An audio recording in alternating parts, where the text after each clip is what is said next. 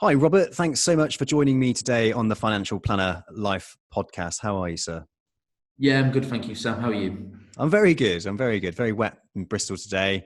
Got a few of the guys in the office that are sort of part time or they're, working from home sort of half the week. So I've got a nice little group in there. So I do enjoy that. A bit of a buzz. I'm not on my own, which is quite nice.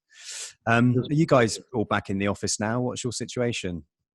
Yeah, very much a blended approach, like you've just said, really, Sam. Yeah. So some people are working in the office, some working from home. It's just on a case-by-case basis each day what's going on, really. But I do miss the general buzz of a full office, I must admit. Do you think, because there's a lot of talk about people saying, oh, we don't need the office anymore, we can work from home and all of that. Do you agree with that or do you disagree with that? I'm on the fence, to be honest. I think office space won't be as needed as much as what it has been, and I think certainly from my own growth plans as we move forward, I would not be in a hurry to expand the space that we have. I just think we can utilise what we already have slightly differently, and encourage this sort of shift work from people working from home. And the big thing, to be honest, is a lot of people working from home have really enjoyed it because Mm. suddenly the dogs aren't left at home as long. Mm. Your sort of work-life balance becomes a bit more in your favour of things. So yeah, it's got big merits. I definitely agree with you there. I've got some office space in central Bristol, and like when you think about growth, you always think about getting more space and having more people in. And my mindset's completely shifted, and COVID has completely forced that from me. That fear of, people not doing their jobs if they're not in the office is really kind of lifted from me because I've seen how responsible these guys have been during COVID, especially the ones that have been working through it. I mean, they've been absolutely fantastic. They're getting business on the board. We're having a fantastic month this month. And it's down to trust and letting go. And ultimately, I think the office needs to be here because bringing new people in as well, they need to bank, so they need to be in an office, they need to be supported and mentored. They can't really expect it to be doing a job from home on their own. It's going to be too difficult for a grad, and we take on grads and stuff like that. So I think the office space needs to be here.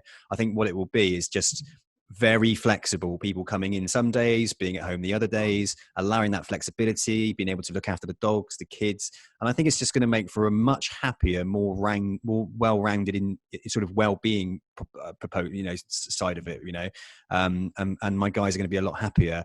There are some people that didn't quite fit what's happened and we've had to part ways. And I think that's naturally going to happen with some of the situations that are coming out.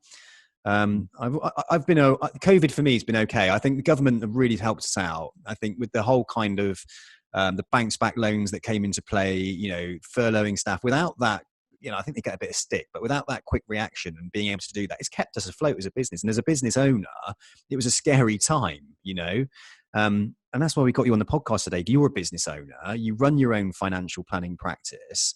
I mean, you're directly authorised. And I want to know what that's like. And I think our listeners do as well, because there's a lot of financial advisors that probably sit there and think, do you know what? I could do this myself. I'm employed at the moment. I'm the one who's generating all these clients. I can run my own business and take the lion's share, So I'm really pleased you're on today because we want to probe you, find out what the realities are of running your own financial planning practice. So Robert, the first question I want to ask you today is, how did you get into financial planning in the industry? What was your story of getting into it? So it'd be 15 years ago now, Sam. I was, I had a full head of hair, from being honest, really. It was probably going a little bit thin in places, but yeah, I did have hair. But no, essentially my story then. So I went to school here in Mold, where we're now based. So in that respect, I didn't get very far because I'm literally 200 yards from my high school. Mm. After sixth form, I wanted to be an architect, if I'm being honest. Okay. I loved design, always loved architecture. And realised that to be an architect, it's a mammoth sort of training course, 7+ years. So I wasn't in the fortunate position to have lots of money to be able to pay for uni. So I decided to take a year out, do a little bit of travelling, get some money in to be able to save and have some surplus money available. For me, that resulted in getting a job with a bank, actually, on a temporary basis. And the first ever job I had, I walked into a room and it was just full of paperwork, and it was following the endowment sort of scandal. Oh, yeah. Part of HBOS, and HBOS were going through all these endowment claims and basically deciding who gets a payout and how much. Now, my job wasn't very glamorous. It was to scan all the paperwork onto the back office system. Okay. Yep. But I did that job in about four or so weeks, and it was meant to be a 6-month job. But because I did loads of overtime and I wanted to get it done, I got it done basically. So I got fired actually because there's no more work for me. Too good, too efficient. Yeah. However, my sort of boss at the time felt sorry for me. So she walked across to the other building into the mortgage department and said, do you have any positions for this young lad? You know, he's really keen. He's done this great job for us. Anything going? So I actually got a full-time job without an interview. They just gave me a position dealing with mortgage applications for what was the mortgage business. Okay. No longer exists. But they made their money, as it were, from self-cert mortgages, if you remember them back in the day. Mm-hmm.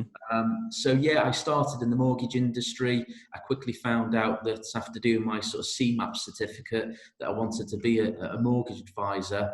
I couldn't find a position locally that I was happy with, so I ended up moving to London to be a trainee stockbroker.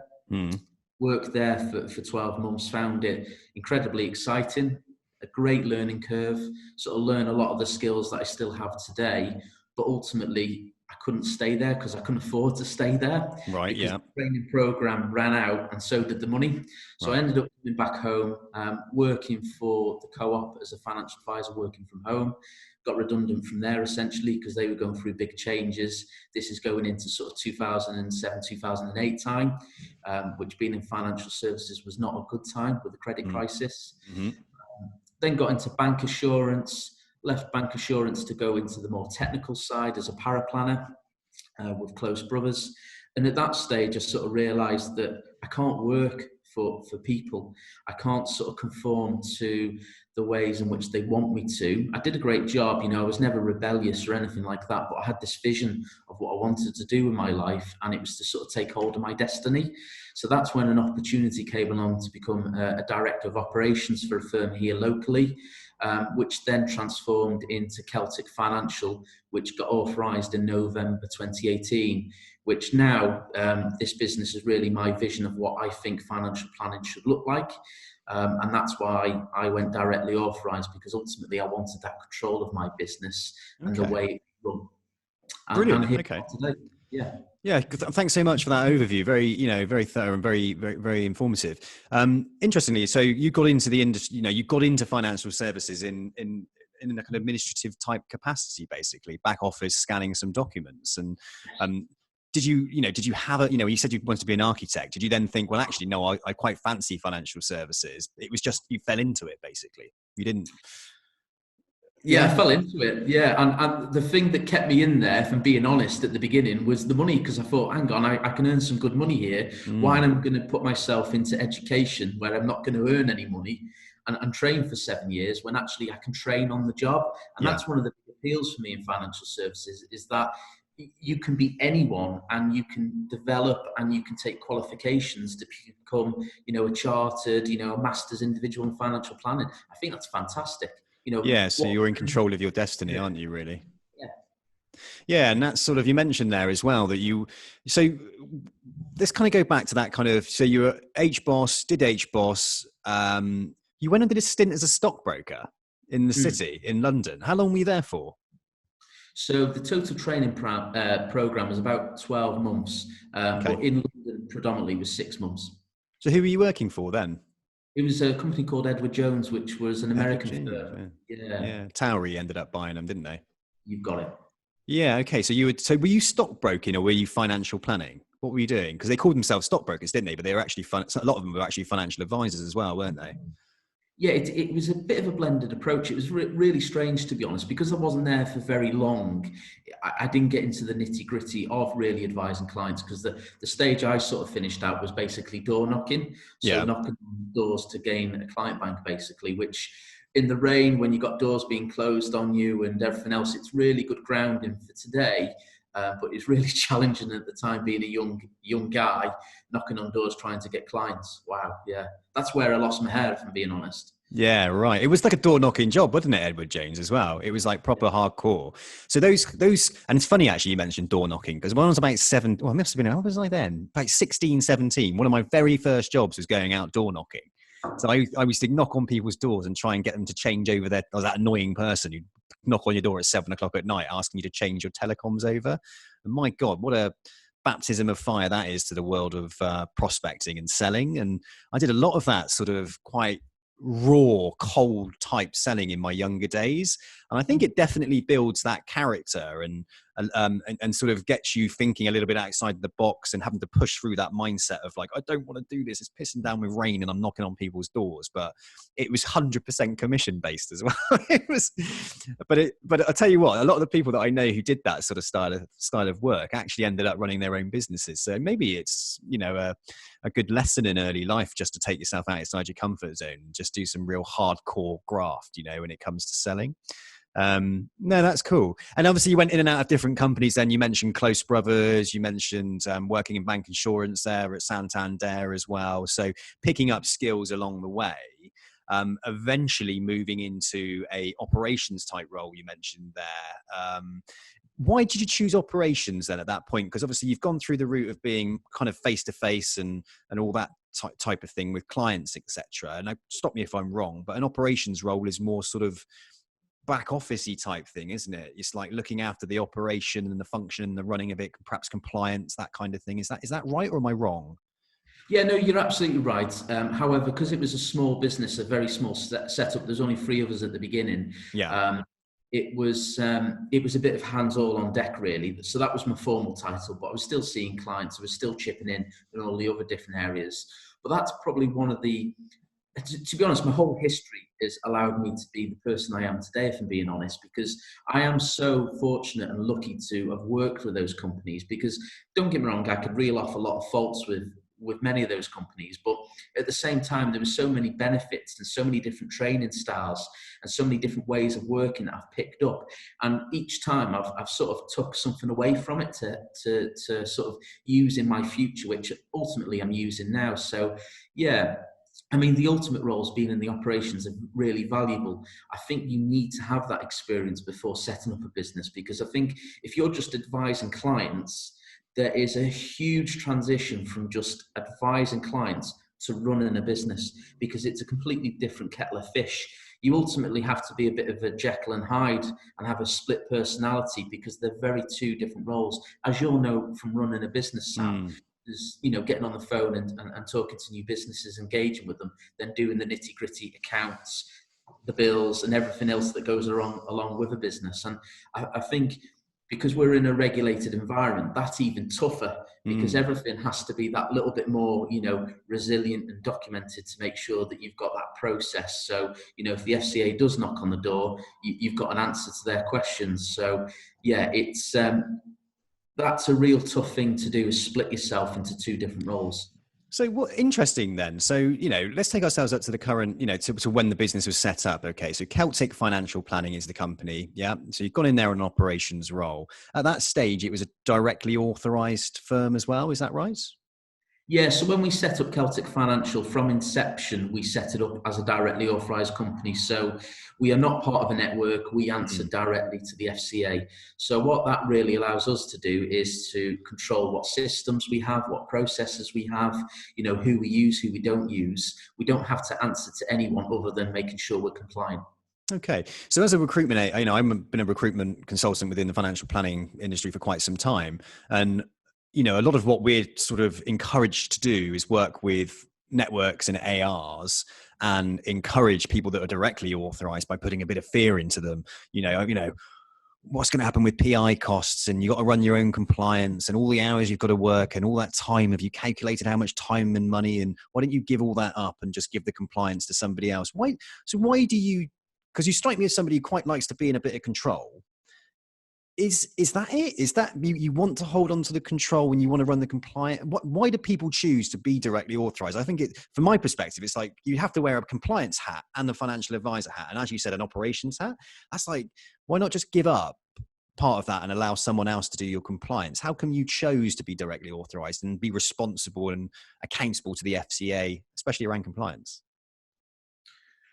It's a really good question. I think my first answer would be, and it goes back to what you were saying before about working from home and relying on certain people to work in the right roles. I would say that right now we have the best team that I've ever worked with. The individuals that we have here at Celtic Financial are phenomenal. So I trust them. You know, I can trust them to work from home.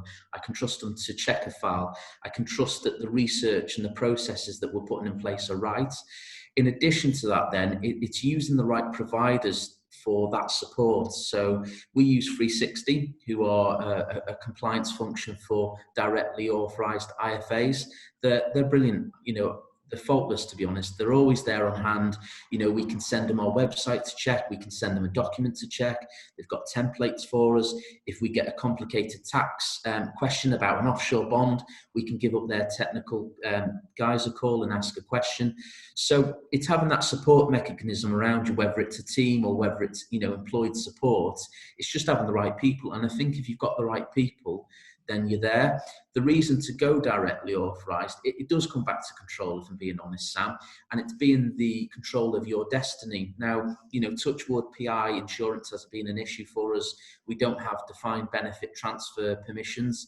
That's probably one of the red flags for PI insurance at the moment. So it's keeping our business simple and slick and cost effective with having the right systems.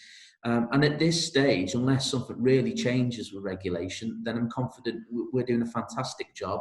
And I suppose the the true test of that is the fact that we're an award-winning business. We've been nominated for a lot of awards, so that's picked up, and we have, you know, tons of Google reviews from our clients, and we have a lot of referrals. So as long as all those metrics keep continuing as they are, then, you know, I've got full confidence we're doing the right thing, being directly authorised. And what you always hear as well is being directly authorised is more expensive.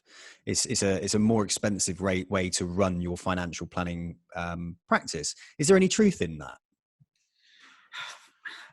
I don't know, because if you're part of a network, you have to pay away a fee, a percentage of your business, which we don't have to. I suppose if a network can secure you cheap PI insurance, which is more expensive than you to get it on your own, then fair enough. But in my eyes, then no, I wouldn't say being directly authorised is more expensive. I don't know if it's cheaper, but certainly can't see it being more expensive because I don't have to pay away anyone. So, when you pay like 360 to look after your compliance, is it like how do they charge you? Do they charge you on like a monthly retainer, or do you sort of just pay case by case basis for time? How does that work? Yeah, so we pay a fixed monthly retainer regardless of our size. So the nice thing there is as we grow as a business, that will become cheaper. And then if we want them to do external case checks or a case check on a particular subject, or we want them to check a certain process, then they just bill us for that work then, typically a day rate. So do they then become accountable for the advice given, or is it you personally that's then accountable for it? How does that work? So say, for example, someone then made a complaint against you. Who are they? Is it their fault or is it your fault? How does that work? I wish it was their fault. No, it always comes down to us, the firm and the financial advisor, absolutely. So any sort of external services that you use, especially in the compliance arena, you can never sort of give away your responsibility and your duty of care. It always lands with you, which is quite right, because we're the ones giving the advice, we're the ones making that recommendation, so it should fall on us. All right, great stuff. You mentioned there as well in setting up becoming directly authorized. Sounds to me you were quite lucky because a few of you came together to create the business. So you weren't just one person. And let's say, for example, I'm a financial advisor. I'm working for a company on an employed basis. I think to myself, do you know what? I can do this alone. Now, I might not have anybody around me. I'm going to go and be a one-man band. And that's when a network becomes incredibly useful, doesn't it? Because I can just go and join them as an RI, get myself nicely set up, take on their branding. They take away the pressure of compliance, all the complications of setting up my business. In some of them even build your websites and things like that. So that's really, really perfect for say a one-man band, because I'm a one-man band and I haven't built that business yet. And perhaps then I might then start to establish business, and I might think to myself, do you know what? I don't want to be a two-plan RI. I'd like to be Sam Oakes's, financial planner life. I want to be financial planner life. So I might set up an AR, and from there I'll build out. but you're lucky because you obviously came together with a group of people. How did that happen? How did you all come together? Did you go to a networking event? Did you know each other personally? How did you come together? And then how did you decide that you were going to set up a business? Yeah, no. So we worked together already. So the Right. previous firm I was at, we worked together anyway. And to be honest, I don't know how someone on their own would be able to become directly authorised and set up a firm. To be honest, I don't know if the regulator would allow it, if I'm being honest, because they would certainly have questions. Say, how the hell are you going to do all of this? How are you going to do the compliance? How are you going to do the advising? How are you going to run the business, the accounts, and everything else? So I don't know. I can't speak to the regulator or speak on behalf of the regulator in regards to that. But certainly, I think it would be nearly impossible to do it on your own. You would have to have, however big the team was, some sort of team to be able to delegate some of those responsibilities out, because it is incredibly difficult. There's a lot to think about. What back office software do you use? What platforms do you use? What providers? Do you have a centralized investment proposition? Don't you? What research tools do you use? What research tools don't you use? How do you risk profile? What fact find are you going to use? Suitability reports, how are you going to write them? You're going to use it in Word? Are you going to get a template? Who's going to paraplan? Who's going to check? You can go on, and all these things need thinking about before you even contemplate setting up a business. So is that what you did then? So the three of you kind of got together, you'd meet for your coffees or over lunch or whatever, and like sort of came together and said, look, we can do this ourselves. We can run our own business, deciding that you want to go down the directly authorized route. And as you mentioned there's so many things that you've then got to think about. It's not an out of the box type thing, is it? Setting up a financial planning practice on a directly authorized basis. You have to think about every intricate piece of that business. So how long then, to give our listeners a bit of expectation, how long did you plan before actually turning the key and starting your directly authorized firm? Unknowingly, probably 15 years, Sam. Right, okay. Yeah, subconsciously, it's probably always been in the back of my mind somewhere to do this, I'm sure.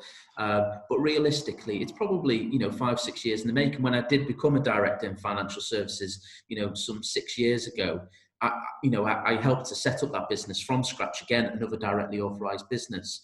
So at that stage, with support and with a team, we were already thinking, what do we need here? What do we need there? How are we going to put this together? So yeah, it's been 4 or 5 years in the making to get it to where it is today, really. And it's still evolving now. We're still improving things now. As we take on new expertise and new people, they add something different to the mix. And they might say, well, why don't we do it this way? Or why don't we do it this way? So it's always evolving. And I think the best businesses are really, I think you have your core principles and your business plan, which maybe adapts slightly, but then, these little things around the edges are always changing to make sure that you stay relevant and you stay, good for the clients, basically. So how many people have you actually got working for you now then, Robert? How many people are in the business? So I think top of my head, there's 8 of us in total. 8 in total, yeah? Okay, cool. And you've been going as Celtic Financial Planning for how long now? So that went live November 2018. 2018. So, cool. So, yeah, good, strong team around you. So, okay. So you've set up your directly authorized business. There was 3 of you and you were all assigned roles, I guess, to be able to get this business off the ground. Were you doing multiple roles in the early stages, and probably still are? But how many hats were you really, what is the reality of turning that key, starting that business up? How much time and energy was spent in multiple roles as opposed to just I'm a financial planner and that's it? Yeah, I suppose I'm absolutely in multiple roles now. There's running the business, there's seeing clients, there's business development, and lots of bits in between. So I'm probably wearing 10 plus caps now. When we started, I was probably wearing about 20 caps. And to put it into perspective, when we got going and when we first authorised and we were setting things up and putting things together, there were 20-hour days, 7 days a week, if I'm being honest. We lived and breathed it. It's all that was going on, constant messages, meetings, what we're going to do here, what we're going to do there. Although I had, those 5-6 previous years of being a director of operations for another directly authorised IFA, and I had all that experience and all that knowledge. When we set up Celtic Financial, we deliberately did it with a clean page. And we basically said, right, we've got all of that. Some of it is baggage. What were the best bits? So what we're going to bring across, and what do we need to change, and how are we going to change it, and what's going to be our business goal? And that's where we put a lot of changes in. So one of our key business goals is being a community-minded and focused business with a really strong corporate social responsibility mandate. So that's at the heart of our business now, which was never in existence before. So yeah, we started with this clean sheet to be able to put these new ideas and make sure that we're creating a business that's going to be suitable for the future for both us and our clients, and make sure that client experience was really, unique and special. Because ultimately, it all comes down to clients. When you're in financial planning, whether you're working in a bank environment, directly authorised IFA, it's all about giving the client the best advice. And for us, that best advice, and in my opinion, comes from being a directly authorised IFA. And I know there's lots of arguments either side, and that's great, and debate is really helpful. I've noticed that on LinkedIn lately. Yeah. And debate is healthy, but for me, in my opinion, and from my track history of having my work experience, I wanted to be a directly authorised IFA to be able to give my clients the ultimate service. Do you think the IFA badge some people will hold on to it for dear life, don't they? Do you think it'll eventually go? Do you think that people can even be, further down the line? Do you think there's going to be so much costs involved to be up at IFA and to actually be a true IFA? Do you think there'll be a very select few companies that actually hold that badge? Or do you think everyone's going down to this kind of centralized investment proposition sort of route? Or what's your view on IFA? Is it going to stay around forever, or do you think it will go? You know what? I really, really hope it stays. I really do. And there's lots of reasons why, but I do hope the IFA route still stays. And to be honest, that badge is in the hands of the regulator. And it's in the hands of the MPs, to be honest, because something has to happen with the financial services compensation scheme, because it is killing IFAs. And it's the same with the PI insurance as well. That's killing IFAs. And, to stress, there's so many fantastic, amazing independent financial advisors out there that give their clients such a superb service. But sadly, there are those few that set up firms, they hit and run basically, Sam, and they cost the rest of the industry money. And it's crippling at times. And it's awful, because I think what it all comes down to is choice. At the end of the day, clients have that choice whether to see an IFA, whether to see a national firm, whoever they might want to choose. Give them the choice.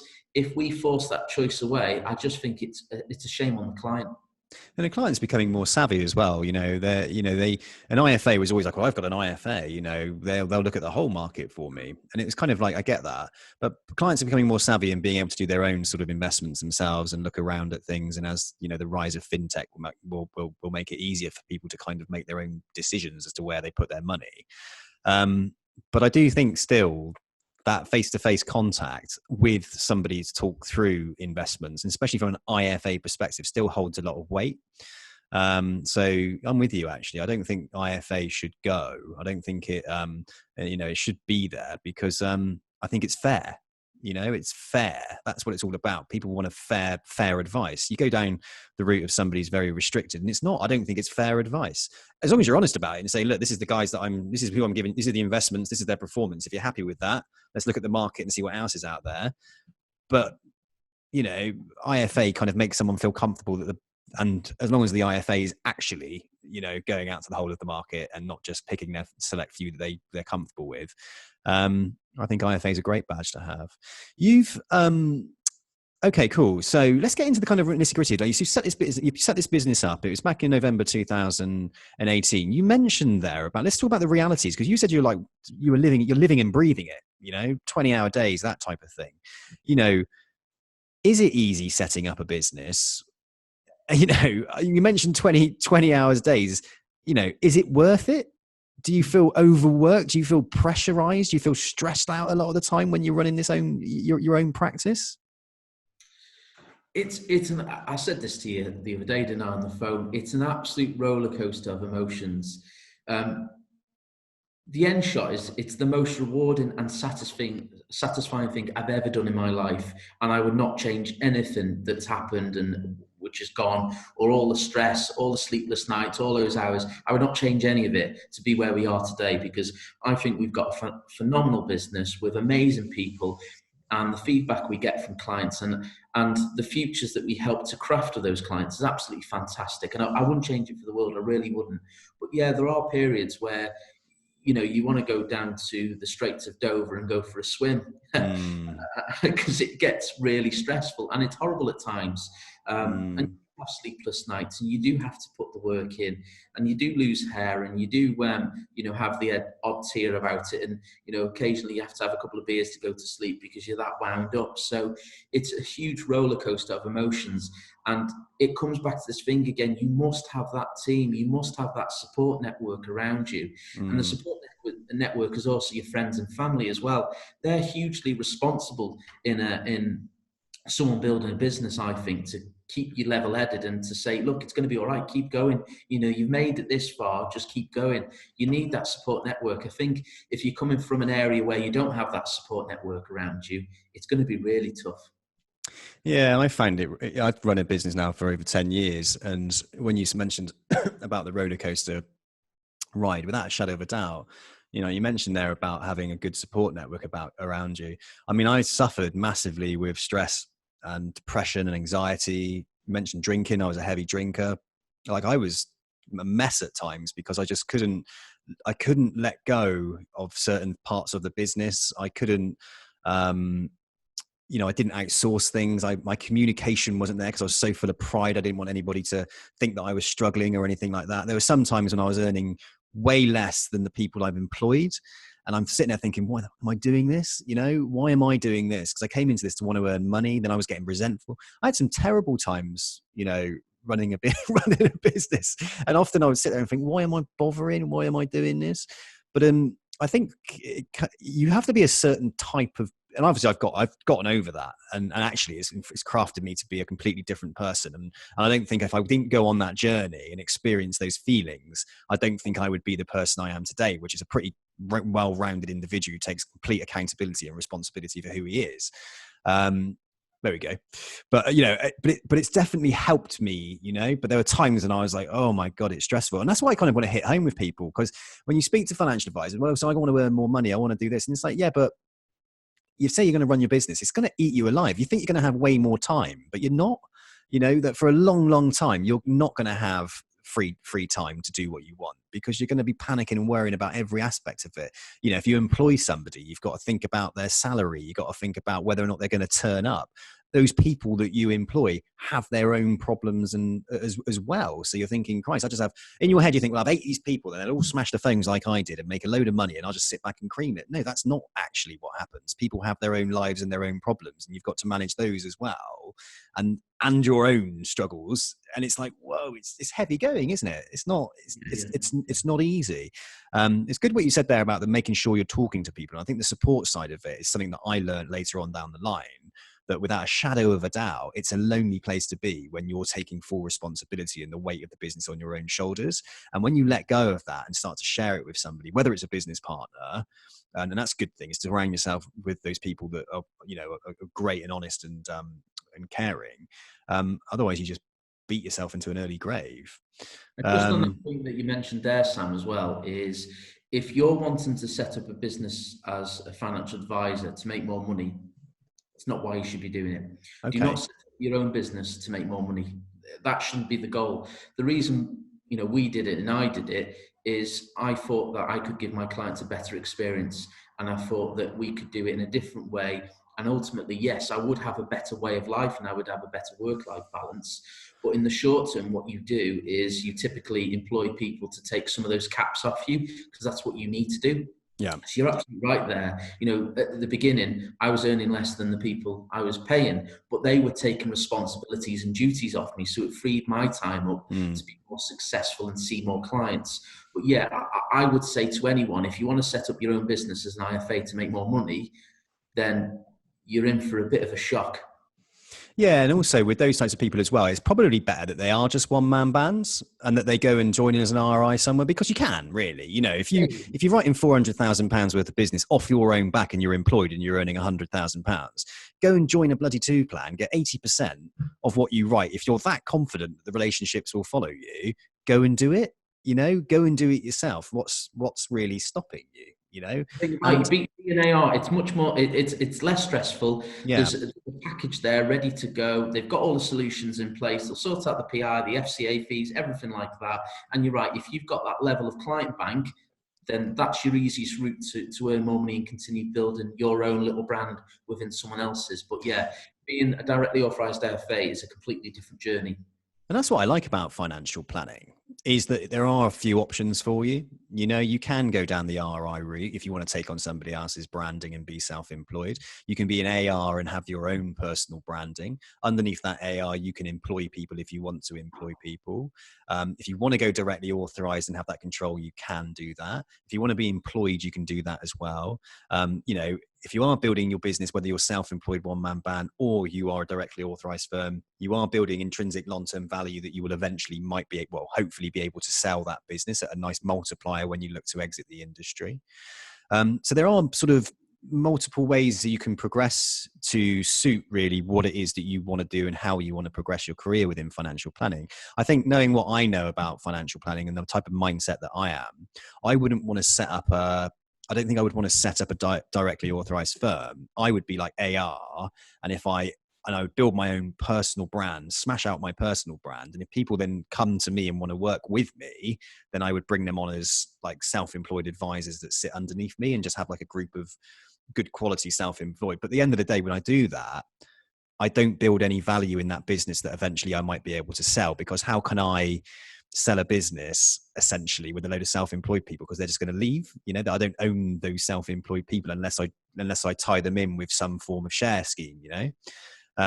So there's lots of different ways to build your business, isn't there? And it's not Yeah, just you can yeah go a step further than that. If you did do that model of an AR and you had that route, you might one day, you know, maybe it's 10 years down the line and go, actually, I want to be directly authorized now because I don't want to use that back office software they're using, or I don't want yeah to use that model that they're using. Then you can decide to take that AR into a directly authorized, you know, business and apply to the FCA to do that, you know, subject to the terms that you got with that AR company. But that's also an option. So I think you're right. I think the options within financial services is great. So please, Mr. Regulator, can we keep them? Yeah, exactly that. You know, it's people don't, and you know, people don't have to go too fitted into. I speak to some people and they're one individual person. They're like, well, I'm thinking about going directly authorized, and it's just like you're mad going directly authorized right now because you've got absolutely zero experience of running a business, and it's just you, isn't it? It's like, yeah, well, don't do that. You know, you'll go and try it first. You know, go and try out what it's like to be self-employed. Have you ever done that yet? No. Well, go and have a go at doing that. It's a good option. Okay, cool. So let's talk about Celtic Financial Planning then. So Celtic Financial Planning is an IFA. You're directly authorized. You've now got 8 guys. You've been going for a couple of years now. So just tell us a little bit more about that responsibility, that environmental corporate responsibility, I think you just said. So what's all that about? Is that like a brand value? What is it? Yeah, I suppose it is. It is part of the brand. So we're trying to create a brand which is really engaged with the local community and local environment. So what our corporate social responsibility is, it's quite a wide ranging pool really of objectives. But the 4 key sort of topics really is carbon offsetting. So for every new pension and investment client that becomes an ongoing client, we plant a tree to offset the carbon footprint. We use fair trade and sort of plastic-free goods such as tea and coffee. We engage with the community and we donate to local organisations and sort of local charitable events. And generally, we sort of just look after the environment and our local community. So from that, we've also set up a not-for-profit business networking group. So we help local businesses network and sort of engage with each other to do more business. And we've done other things, such as now we've got a Celtic incubator at our offices here. So we will fully fund new business startups for 12 months. We'll give them office space, we'll pay for websites, we'll sort out internet, laptops if they need it. So if you come to us and you're a new entrepreneur and you've got this business plan, as long as we see potential in it, we'll give you a space in our incubator and we'll support you over 12 months. And we'll also put you in touch with mentors to be able to develop that business and make sure you've got the right skills. So we're doing lots of different things to engage with the local community to give back basically, because ultimately our clients are from the community. So it's a bit of a circular sort of motion really. That's really nice. So a bit of social responsibility then, isn't it? Local Yeah. and social responsibility. You ingrain yourself within that community. You're seen to be doing good as well. That means your clients, if you're interacting with your clients within those, as you said, in that sort of self-serving economy, if you like, Yeah. if you're in there doing that, then they're seeing it, they're talking to other people. That's going to get you noticed a hell of a lot more. Yeah, I really like that, the social responsible element. And I think a lot more companies are being more aware of what they are doing, how they're doing it, and what impact that they're having. And I think on a localized level, it works really well. You can kind of get a bit carried away with the business sometimes and think you're like, global or whatever. But actually, when you break it down and make it a lot smaller, and you look at your kind of area of where you live and the impact you're having, and make it more realistic about how you can help, and it becomes a better proposition. I do quite like that. That's a nice touch. So does that help you then attract people to come and work for you, do you think?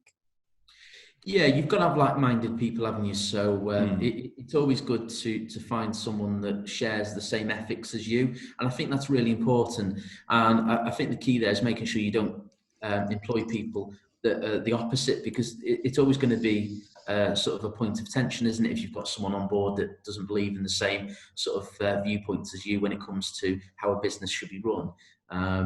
So yeah, finding like-minded people, I think, is really important. One of the biggest challenges to any firm that's growing and hiring staff is actually finding good quality, experienced, either financial planners or back office staff. And, we're in a shortage, aren't we, at the end of the day? Lots more vacancies than there are really good quality candidates that are actively looking to move.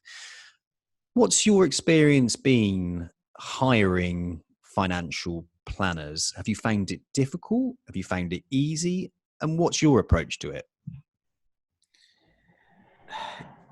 Yeah, I think so. The staff we've recruited here has been from social media and people we know of, if that makes sense. So it's our local connections already.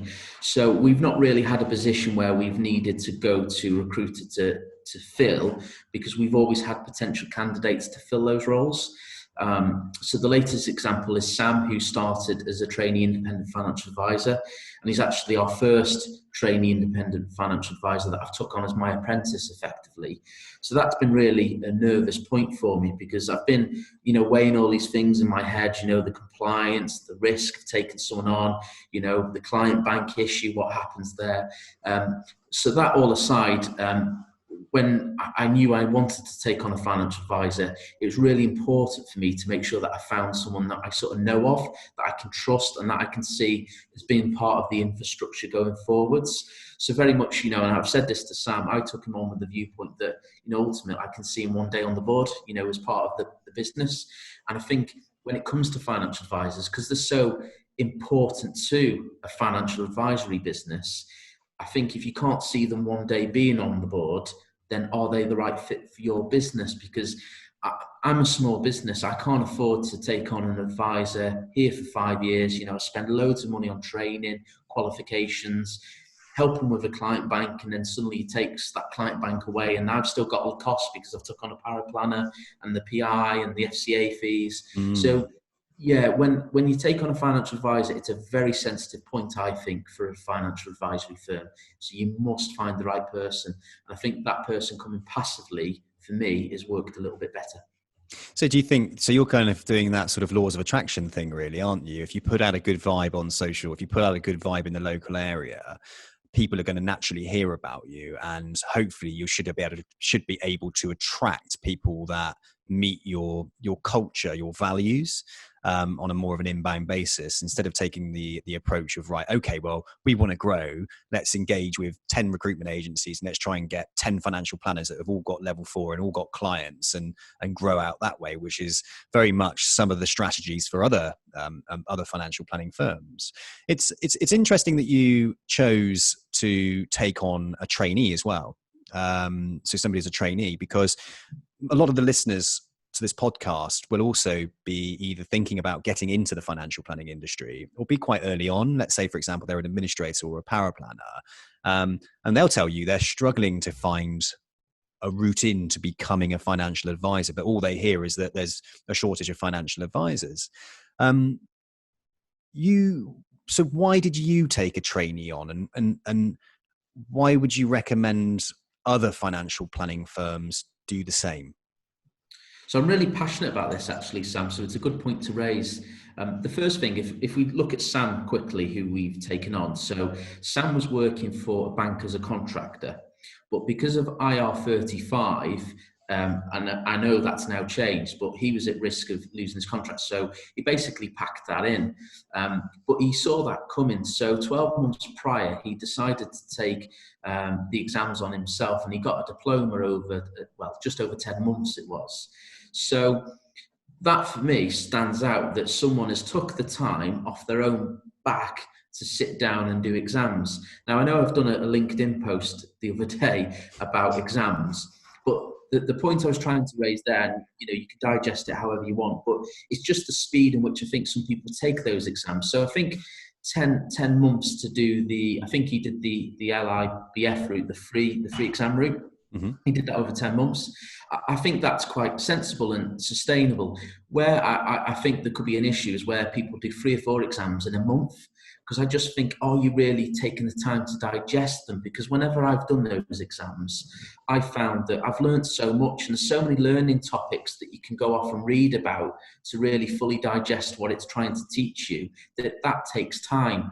So that aside, I think someone doing the exams off their own bat and showing that they can pass them is a huge sort of accolade, and well done to those people doing it. I did those exams while I was in financial services, so I had a head start. It was easier for me. So if you're suddenly in a different industry doing these exams, I think it's fantastic. So it makes you really employable, I think, and it's certainly worth having an interview with that type of person. But why did we take on Sam? Well, to be honest, I think more IFAs need to do this. And I think the issue we've got, though, is there's a lot of older IFAs out there which are more focused about retiring and thinking, who's going to acquire my business? So what they do in that instance is not take on new people, because it increases the cost. So it makes that business look less profitable. So instead, they want new clients to come on, and they'll just cope for as long as they can until they can sell it.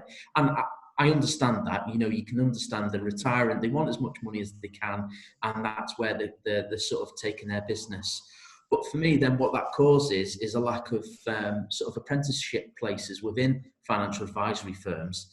So, I'd love to see more IFAs taking on apprentices, because ultimately we've got this other problem, which is, in 10 years' time, if you read the FT Advisor, I think it was 60% are going to be leaving the industry. So again, who's that going to impact? It's going to be the clients. We haven't got enough financial advisors. So I think IFAs should really look, especially younger IFAs, younger businesses, and look, can you create that opportunity to take on a new financial advisor? Yes, in the short term, it's going to hurt your profits because you're going to be paying someone. But I think long term, it's going to make your business more resilient, because you're going to be in the market when suddenly we've got this big gap of advice, which we already have, if I'm being honest, because we've never been bigger.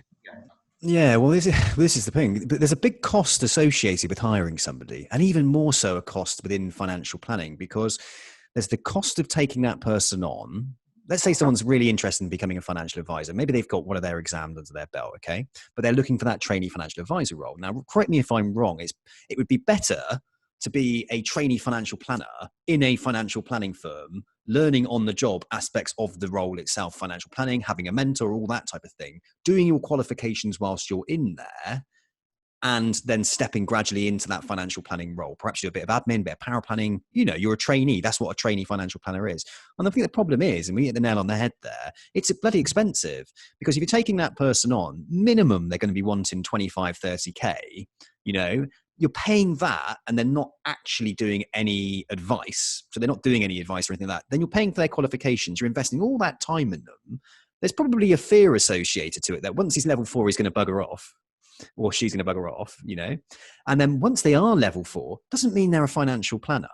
It just means they're level 4 qualified. So actually the journey is like years, isn't it, to take somebody through it? And I think it just puts people off. And the older firms, which you mentioned there, what's the point in doing that? It's a cost. So what is the point? And that's the struggle that we've got. When you've got 1% of the financial planner population being under the age of 30, that's a major problem.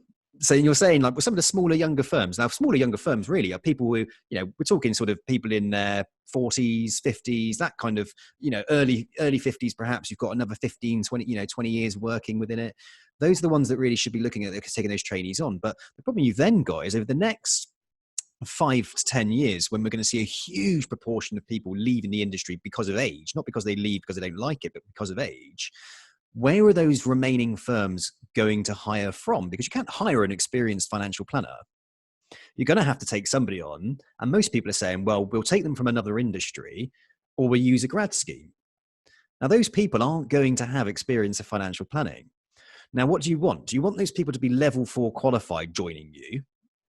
Or are you going to take them on, get them their level 4 qualifications and give them the experience at the same time? And that's where the problem is going to lie. That's where we're going to have an issue in the future, is people are like, shit, I can't just take on a level 4 person now. I'm going to have to take on somebody who's either a grad and train them up, or somebody who's got off their arse and actually got the qualifications themselves. Now, that's why I think people are in such a rush to get their level 4 qualification, because they're being told, get your level 4 qualification and we can do something with you. So they're rushing to do it. And it's then about speed of getting level 4 to make themselves more marketable. So you can't really even blame these guys. They want to get into the industry. They want to become a financial advisor. They're being told to get level 4. And when they get it, even then some people aren't hiring them. I mean, talk about barriers to entry. It's crazy, isn't it? So then it's like, well, it's the responsibility of the firms to do it. And you've got your St. James's Place, you've got your Quilter, and fair play, they've got their advisor academy schools in place. But then I don't think that's the right route for every single person coming into the industry, because it's so restrictive. And I think there needs to be an option there where I'm a trainee, I'm coming in, and I need to be educated on the likes of Celtic Financial Planning, what they do and how they do it. And actually, that's the type of firm that I want to work for, and then be guided to those types of companies. There just needs to be this conduit, if you like, this person in between helping, and that's me. Yeah, but that's like essentially what, me. But I think that's what's kind of required. And it's harsh, really, because business owners are like, well, I want to take these people on, but I can't afford it. Or, and do you get where I'm coming from? I'm ranting a bit, but I do. And on that point, I think candidates need to have a bit of responsibility in this as well. Mm-hmm. So if you've done your ROs, please don't think you can earn £35,000 as a trainee. Yep. I think you need to get in touch with some local firms and have a coffee with them, because you're right, where a firm can maybe get them on initially is for them to help with admin, help with some paraplanning work. That doesn't warrant £35,000 a year. So if candidates work with local firms and says, look, I'm happy to start at maybe 18, that will give the firm a bit of a breather break, because it's not costing them much, but it's also giving the candidate experience of working within a financial services firm. So I think the expectation of salary, if it can be reduced for some of those potential candidates, they'll find it easier to get positions, because not every firm out there can afford £1,000 for a trainee. Because you're right, just because you've got your level 4, you can't just jump into that role to start adding money to that business. But the likes of St. James's Place, for example, I think they're kind of right in the sense that when they bring somebody, say, through their academy, they actually do quite a thorough job around what their business plan might well be. So, you've got when I say sort of trainee, you kind of think, the first thing you think is trainee, young, coming out of university or college or whatever, no experience, wet behind the ears. But actually, someone could be working over as a solicitor and want to transfer their skills over to become a financial planner, or someone could be in medical science. I was chatting to a lad yesterday and he's like, medical sales. I mean, like, he's connected to like some really wealthy doctors and they're hard people to get in contact with, aren't they? And he was like, well, I could be a financial advisor. And I was talking to him like, you could be a financial advisor. There's companies like Wesleyan out there that do it. I said, and St. James's Place will sit there and then talk to them about the actual realities of building a client book. And I think sometimes that's the bit that can get missed as well, is like, I don't want to say the word sales, but it is a prospecting job, isn't it? You have to build clients up. You have to network. You have to find people. It's not just, I'm a financial advisor. It's a bit like saying I'm going to be a recruitment consultant. I'll be a recruitment consultant. People walk through my door. I help people who want jobs. No, you go out and tell people about things. You have to prospect. And I think that's an element of it as well that gets missed out, So there's two sides of it. There's trainee, straight like apprenticeship. And then there's the guys who are actually more than capable of doing a job, got some insane transferable skills. but they don't want to. They don't want to start on 25k. They want to start on like 40k because they're used to earning like 80k a year. So there again is a problem, isn't it? You know, a barrier to entry. And SJP are doing quite a good job on that. They're saying, look, you come with us, we'll lend you some money, or we'll work with you on the business plan and all of that kind of stuff. And we'll tell you whether or not you've got a chance. And I kind of like that. That's an interesting point, and that's one of my fears with academies in general, really. And it's also one of my fears with bank assurance. So it's great to say to someone, "We'll give you 45,000, we'll give you £50,000." What that does from day one is introduce pressure. Okay. And it introduces pressure to close a client for a sale. And I've been in bank assurance. I've seen what bank managers' pressure looks like. And I've seen what they say to their mortgage advisors and financial advisors about, you need to do X this month, you're behind on your target. That just creates pressure. And if you have a couple of months where you don't do well, or you don't see the clients, or you don't convert, you don't do the business, that pressure mounts and it creates an unhealthy environment for the individual as well as for the client, because they're in front of someone who's desperate to close, basically. But then my counter on that would be, if someone comes in and they're on 25k, right? They're going to be under even more pressure if they're used to earning 50k a year. So they're going to so actually the industry needs to change in respect to pay people a fairer salary.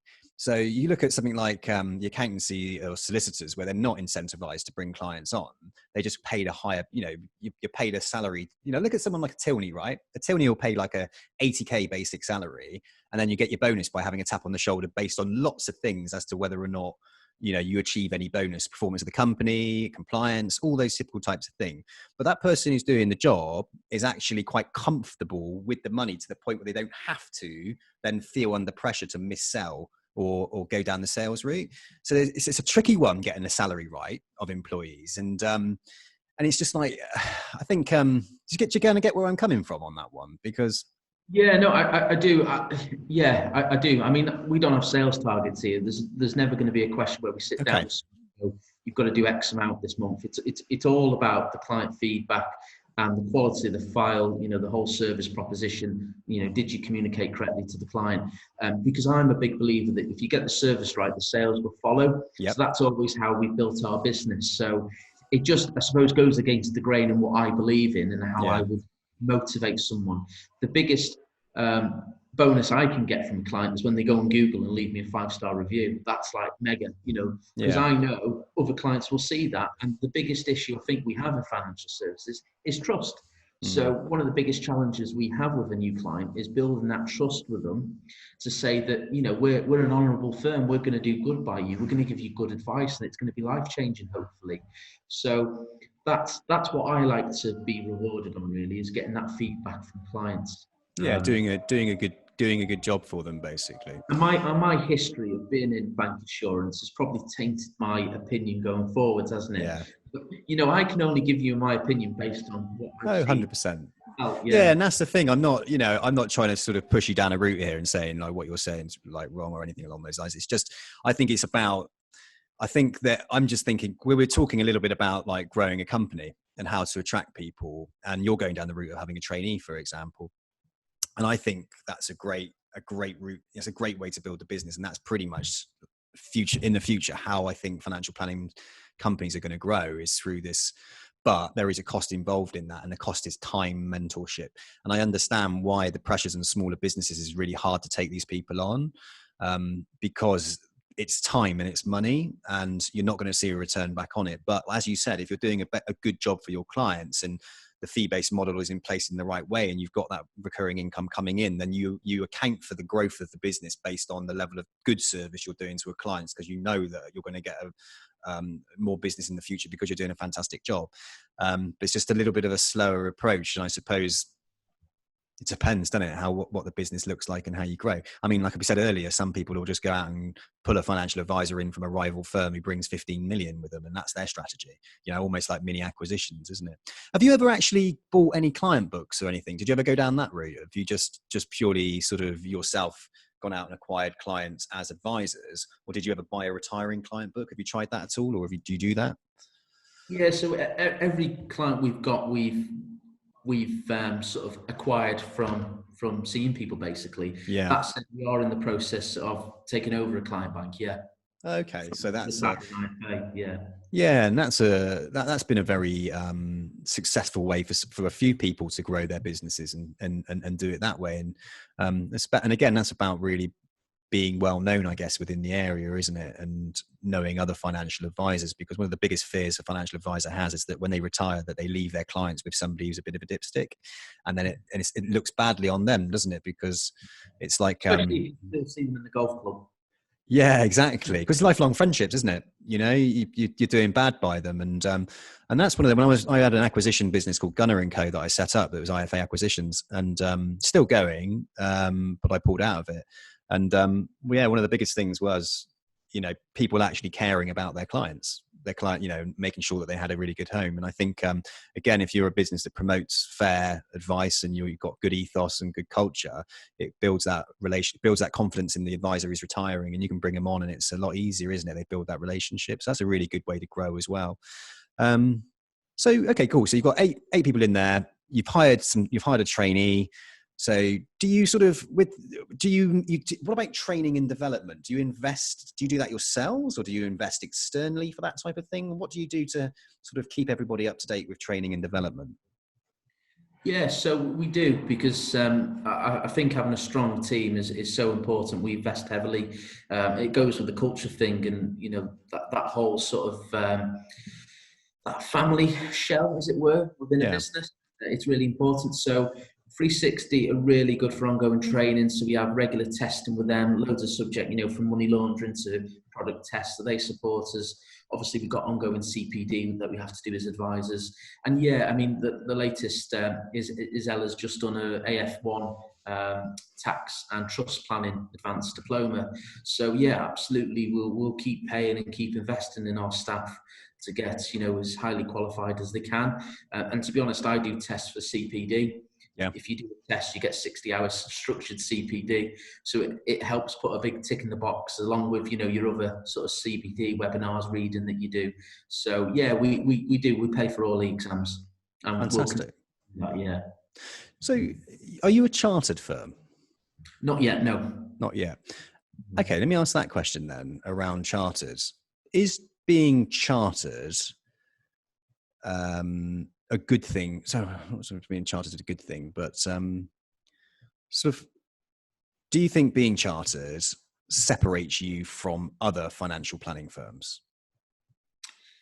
So our goal is by April we'll be a chartered practice. We're just filling in some bits and pieces, you know, some gaps in the qualification to do that. But yeah, we're hoping by April time we'll be a chartered practice. So why are we doing that though is probably the important thing. So Yeah. we're not doing it because we feel we need to do it, and nor do we feel that we've lost business or lost clients, because we haven't. To date we've not lost a client.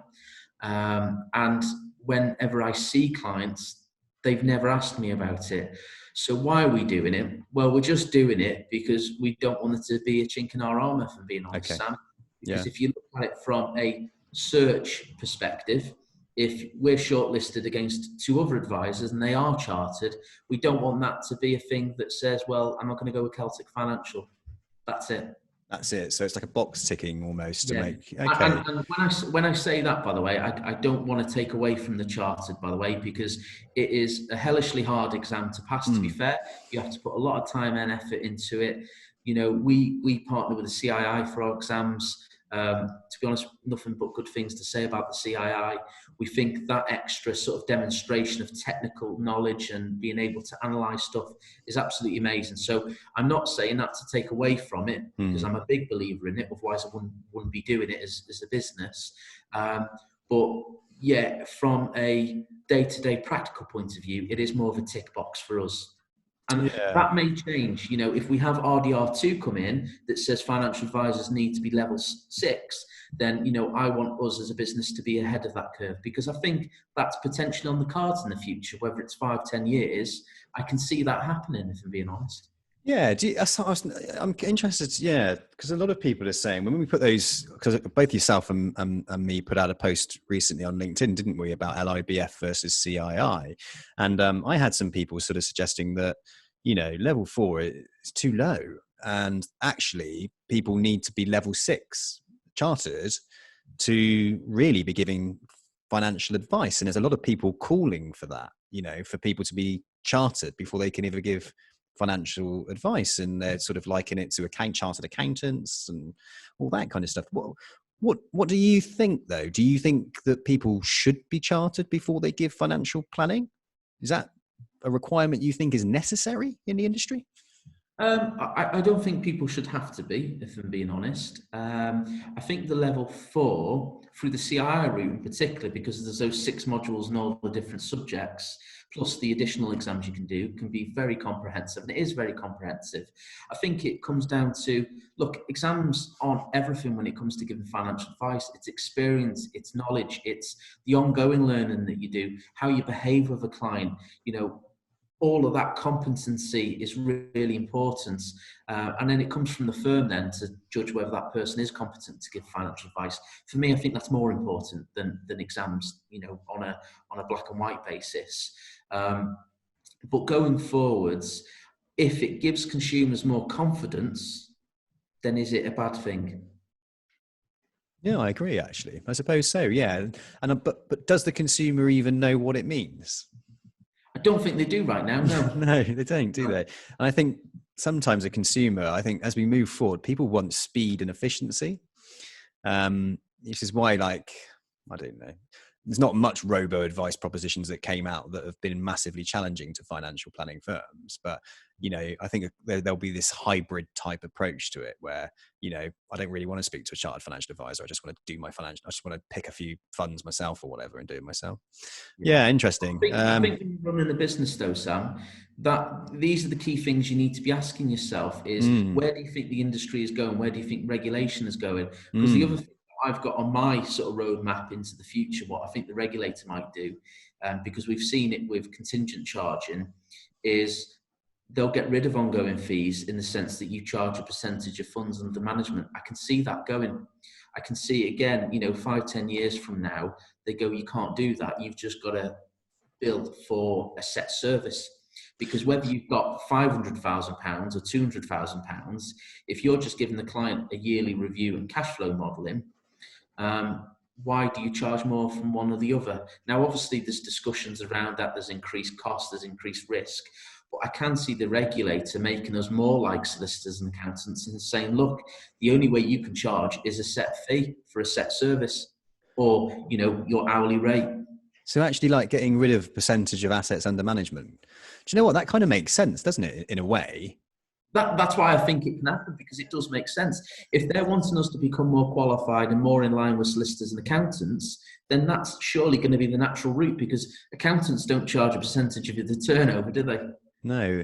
And that ultimately does make it feel a bit more salesy as well, doesn't it? Because, you could turn around and say to your blue in the face, well, it's not about the commissions, right? But that's technically commission, isn't it? It's an ongoing commission. You can call it what you want, but it's an ongoing commission. It can be dressed up as a review or whatever it might well be, but I suppose it is a commission. Maybe that's a bit generous, but it does. It's ongoing. I'd definitely say it was a fee. I get your point, because it's a regular amount and it's associated to the value of something else. There is that element of it. I mean, it's so much more transparent now, and the clients can cancel it, and the investment can still run, and it has no impact. Whereas before, it was built in to the annual management charges of funds. So all that is so much better than what it used to be. But I'm just looking into the future, and I can see that the next logical step from the regulator. But the big thing I would say to that is, if you're going to do that to us, then you can't be putting the financial services compensation scheme levy up by 60% in a year, because we're not going to be able to do that with the fees in the same way. So a lot has got to change in the industry before I think they can do that.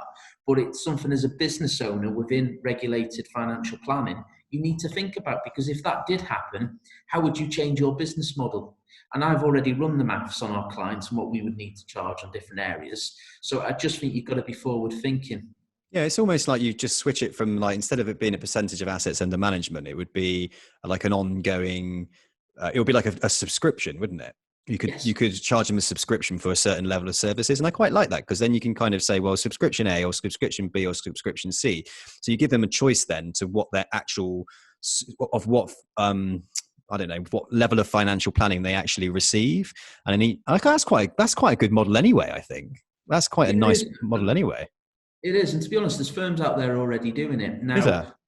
Yeah, there is, and one of the tools that we actually have used in our back office. So again, not wanting to sort of product place or anything like that. Yeah. This comes from a place of actually, I think it's good technology, is Intelligent Office, Mm. IntelliFlow. So we use IO as our back office software, and one of the reports we can run there is a time cost for each client. So whenever we action something for the client, we add a task, whether it's a suitability report, whether it's a fund switch, whatever it might be, withdrawal, we can make a note of that and how much time we've spent on it. And then based on whoever's dealt with it, whether it's a financial advisor or admin, we can put their hourly rate against it. So then we can run a yearly report to say that client has cost us £1,700 in time, basically, to sort of manage that client. So at any stage, we can demonstrate to our regulator that actually our fees are fair, because look, Mr. Regulator, these are all the actions we've done for the client, and this is what it's cost us. And to be honest, when we run that report, it's always more than what we've actually been paid for the client.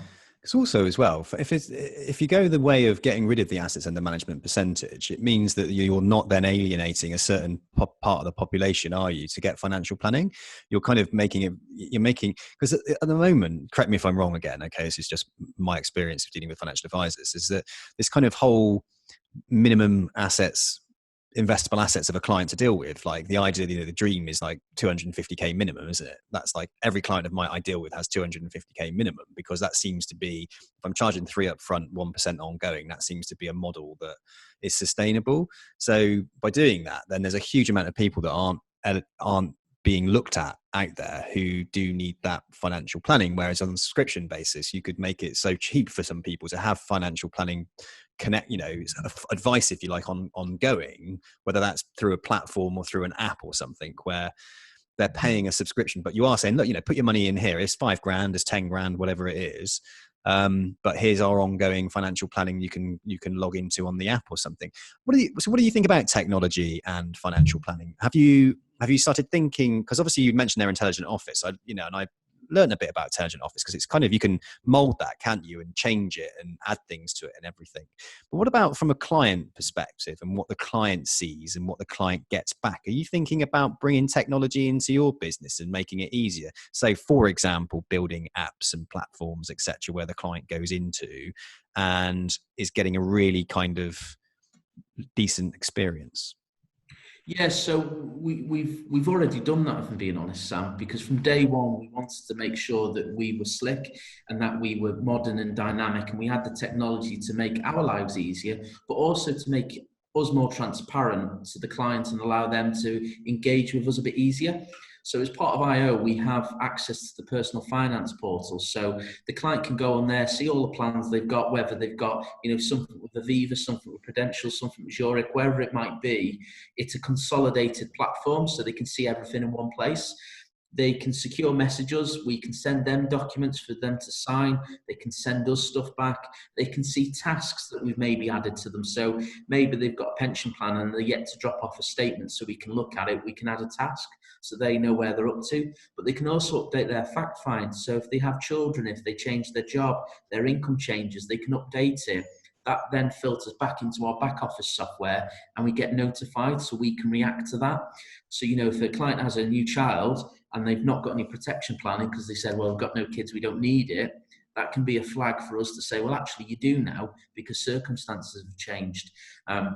And our client meetings are very sort of modern as well, in the sense that we have Surface Pros, again, not wanting to big up Microsoft, but they've been quite useful for us. So we can do a digital fact find while we're chatting to the client.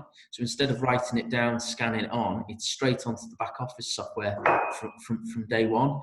So that saves time. And then we can email them the risk questionnaire, which they can do online, and that comes back into our system. So we've already implemented lots of different technology points to be able to make our lives easier. easier. And even our suitability reports, we do that through OneDrive, through Office 365. So, I can be typing on the report here, and maybe someone working from home can go into the same report and help me finish it, and we can see what each other's editing.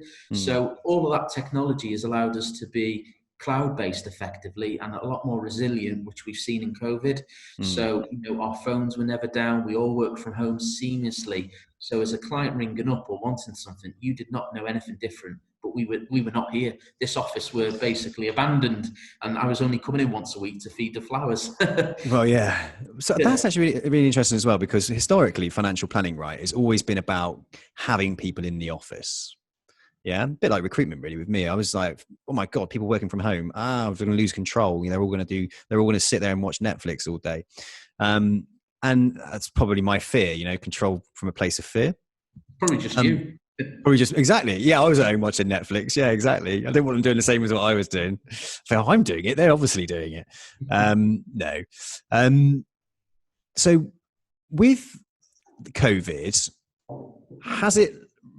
because most financial planning firms historically would like people in the office. It tends to be that way. And one of the biggest bugbearers with administrators and power planners were, I can do this job at home. Can't I work flexi?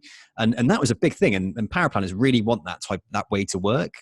Do you think home-based working will help you and your business grow with better people by having the flexibility for home-based working?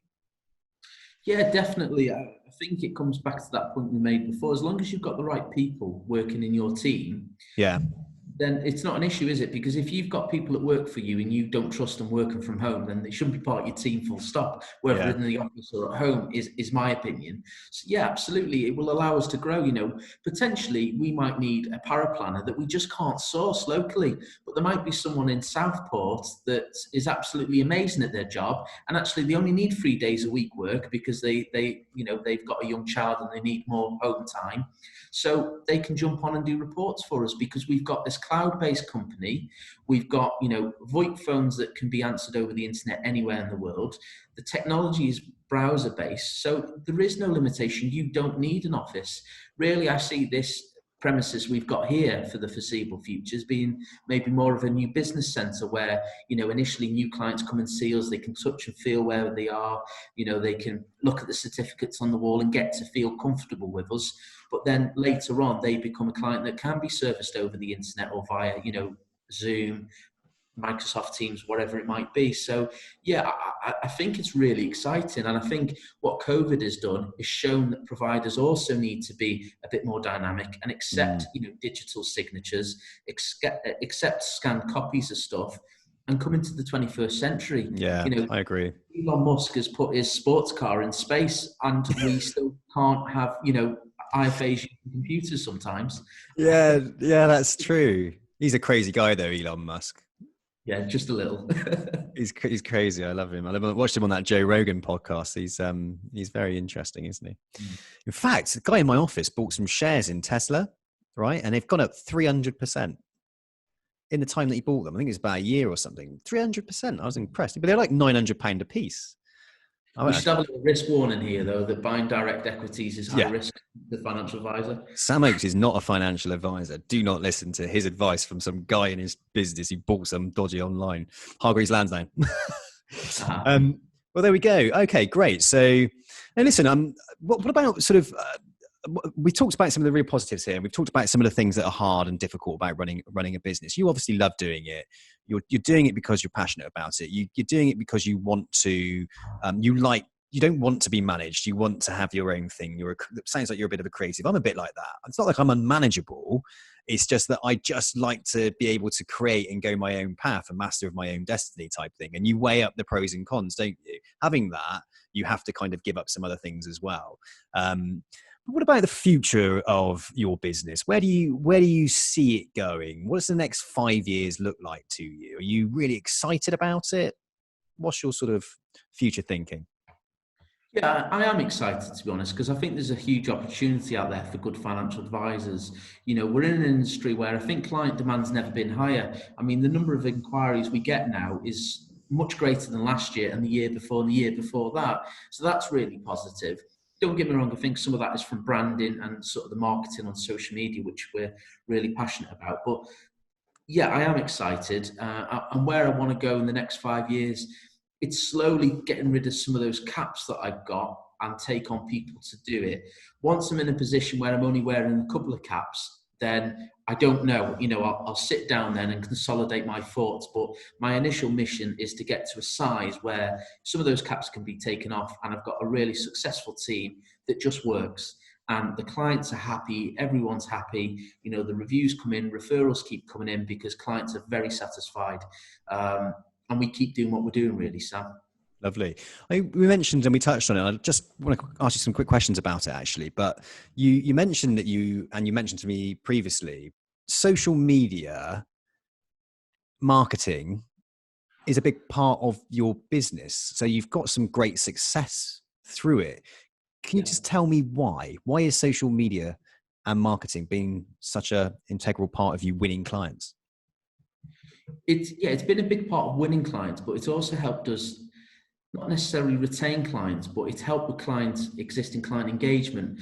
And it's because they can see what we're doing. We're so transparent. So we don't use social media as a sales platform. I mean, you look at social media or our social media accounts, you don't see sales stuff in there. You'll see my dog, you'll see the teddy bear wearing some headphones, you'll see our meeting room, you see certificates. What we're doing is sharing our personality and what we're doing as a team, because we're so proud of who we are as a team. We just want to share it. So, our existing clients can go on and say, oh, look, Rob's been litter picking today, or, Ella's done this, and oh, look, the dog's been in showing off this. So it's that sort of engagement with those existing clients, which is really important. And then it's twofold, isn't it? Because we're on social media, we're engaging with the local community. People see that and they go, well, that's a bit different. They get to see who we are. And I've got clients that have followed us for 12 months and then decided to get in touch because they've spent that time doing their due diligence. So social media now, because we're spending much more of our lives on there, I think if you're not on there as a business, whatever business you're in, you're really missing out. But don't do the hard sell, because I think it's just not nice. No, I learned that as well. If you just pounding, I tell the guys in the office, stop pounding the jobs. Stop putting job. Why don't you put something out there that's going to be engaging and interesting and get a bit of a conversation going? Why don't you give them something that's going to add some value? So it's like create some content or have a discussion around something that's going to add value if people share their thoughts and opinions. And this is what you're doing really well, Sam. You're really nailing it, because, like the video you did yesterday about the opinion about CII versus the other route, and you had a bit of a laugh saying, I don't care what you think anyway. That's great, isn't it? It's showing the personality. Yeah, it's personal brand. And I picked up on that because I've started looking into personal branding, and I think it's something that financial planners could, without a shadow of a doubt, start investing in is their personal brand. And I think we all worry and get quite fearful of putting ourselves out there. And I looked over a video of 7 months ago where I put a video out and I was like really stiff and I was talking away and I was just trying to make sure that what I was saying was right. And now I don't care. Now, like if I look at a video now, I say what I want to say. You can't make friends of everybody. Some people are going to look at me and think, look at him, he sounds like a right arrogant git or something. But actually, I'm just being authentic and I'm being myself. If I can come across as authentic and myself, then the right people will come to me and the right people will want to work with me because they'll get me, and isn't that what we want? We don't want to win people that we don't really like. We want to win people that we like. There's enough people out there, And that's a really big point with clients, actually, Sam. So when you're putting yourself out there and showing your personality, you're going to naturally attract the clients that are going to work well with you. So when clients come to see us, often they've already made their decision whether they want to do business with us because they've got to know us. And I'm sure, but I'm unable to prove it, that there's clients out there that go, they're not right for me. They're too informal. I want him in a pinstripe suit, and that's absolutely fine. And there's advisors out there that fit that profile. But the good thing for me, I never get to see them. So I never have to sit in an awkward conversation with a client that doesn't want to be my client. Yeah. I really love that. And I think if I was to, and again, we talked earlier about the financial planning side of it, and I'm being quite open. I am I am interested in financial planning as a career. You know, I run a financial planning recruitment company. One of the hardest things about growing a financial planning business is growing the staff.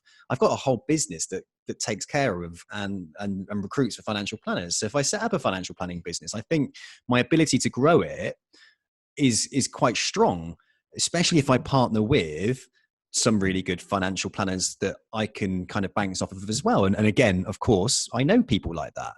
And my background of marketing and branding, I think there's something there, you know, and I think I'm on a certain pathway there. And I feel that this journey that I'm on with this branding and doing like social media and talking to advisors, it's just elevating me up a little bit higher, if you like. And then I see like, well, okay, well, who am I and what am I and who could I connect with and who could I relate to? And the more you put yourself out there, then, you know, you look at LinkedIn, right? I'm so like on LinkedIn because that's what we do as recruiters. Every single client really that you want to work with is on there. You know what they do for a living. They give you loads of information about who they are, what they do, what position they're in. So you got a good idea of how much they earn and what stresses or pressures they might be under. I just think that I could do really well around that in a targeted manner. And even if I looked at the recruitment industry, right? I've been in the recruitment industry for like 12, 13 years. There's no financial advisor that specifically says I'm a financial advisor for the recruitment industry. So if I marketed myself as the financial advisor for the recruitment industry, already I run a recruitment agency, so I can relate to them and I can talk about the things that they might be concerned about. So if they're young and they want to buy a house because they've just got a 10 grand or 15 grand bonus for doing recruitment, instead of, you know, taking it down the pub and drinking it, why don't you invest it and let's buy that house? So I could drop things in there and I become that advisor of choice for the recruiter industry. So I think finding your niche specialism and your niche audience is key. And I could see that being done more within financial planning. And I really loved it when I had Kieran Bywater on, because he's an ex-professional football player and he wants to be a niche financial planner to the footballers, because he knows what it's like to lose your contract, you know, and be out on your ass. So he's saying to these people, I've been there, done it, got the t-shirt, don't make the same mistake I did. And I really, really like that. And I admire that. So it's about finding your niche personal brand. So I think more financial advisors can do it. You yourself as well. You're very active and I like it. And Instagram's a very underutilized, you know, platform, isn't it? And it's a very visual platform. So it's all about video and pictures. And I think that's nice. Whereas sometimes LinkedIn can be a bit formal, can't it? You know, and it's becoming a bit more friendlier. But using Instagram, for example, is a great way for. And also, if you're looking at people who are in their 20s, I mean, they're using Instagram. You know, that's what.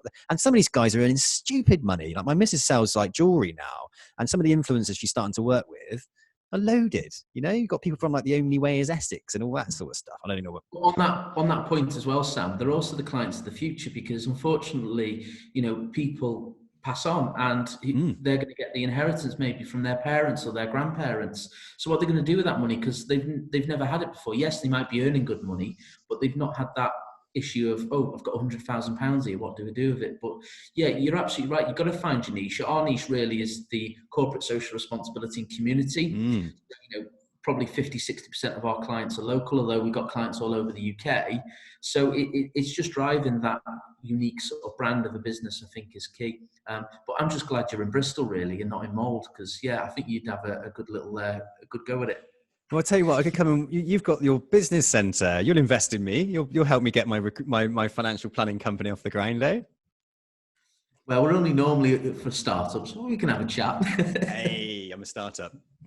Right. Okay. Listen, I don't want to take too much more of your time because we've talked for a while, but I've really valued this conversation actually, and thank you, because you're one of the first actually that I brought on that has an established business where you're hiring people, and I would like to get more people on as well from that background. So thank you so much for your time. I really appreciate it. And I think anybody listening to this will appreciate it as well. And of course, I wish you all the best. And I would like to keep in contact with you, because I think you know, as I keep in contact with everybody that comes in the podcast, it's been really real pleasure to have you on. Yeah, great. Thanks, Sam. And yeah, I'll have to come down to Bristol and have a beer with you, because I do like that part of the world. 100%. You're welcome anytime. 100%. And I like North Wales. Beautiful up there, isn't it? I love it. Yeah, perfect. Top man. Well, have a wonderful rest of your day, and thanks so much for your time.